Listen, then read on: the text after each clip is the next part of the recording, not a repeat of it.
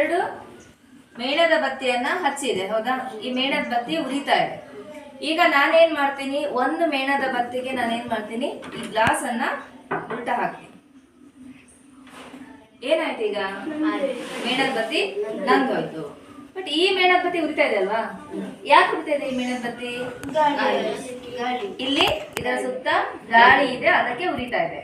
ಇದ್ರೊಳಗೆ ಗಾಳಿ ಖಾಲಿ ಆಯ್ತು. ಹಾಗಾದ್ರೆ ಗಾಳಿಯ ಯಾವ ಘಟಕ ಈ ಮೇಣದ ಬತ್ತಿಯ ಉರಿಲಿಕ್ಕೆ ಸಹಾಯ ಮಾಡ್ತಾ ಇದೆ? ಯಾವುದು? ಆಕ್ಸಿಜನ್, ಆಮ್ಲಜನಕ. ಗಾಳಿಯಲ್ಲಿರ್ತಕ್ಕಂಥ ಆಮ್ಲಜನಕ ಈ ಮೇಣದ ಬತ್ತಿ ಉರಿಲಿಕ್ಕೆ ಸಹಾಯ ಮಾಡ್ತಿದೆ. ನಮ್ಮ ಸುತ್ತ ಇರೋ ಗಾಳಿನಲ್ಲಿ ಅನೇಕ ಘಟಕಗಳಿದ್ದಾವೆ. ಆಮ್ಲಜನಕ ಇದೆ, ಸಾರಜನಕ ಇದೆ, ಇಂಗಾಲದ ಡೈಆಕ್ಸೈಡ್ ಇದೆ, ನೀರಾವಿ ಇದೆ, ಎಲ್ಲದೂ ಇದೆ, ಹೌದಾ?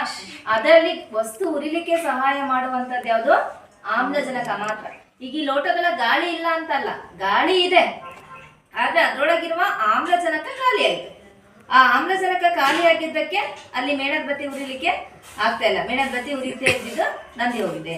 ಇಲ್ಲೇನಾಗಿದೆ, ಈ ಸುತ್ತ ಇರುವ ಗಾಳಿಯಲ್ಲಿರುವ ಆಮ್ಲಜನಕವನ್ನ ಬಳಸ್ಕೊಂಡು ಈ ಮೇಣದ ಬತ್ತಿ ಉರಿತಾ ಇದೆ.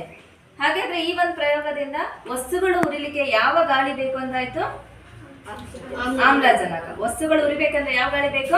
ಆಮ್ಲಜನಕ ಬೇಕು.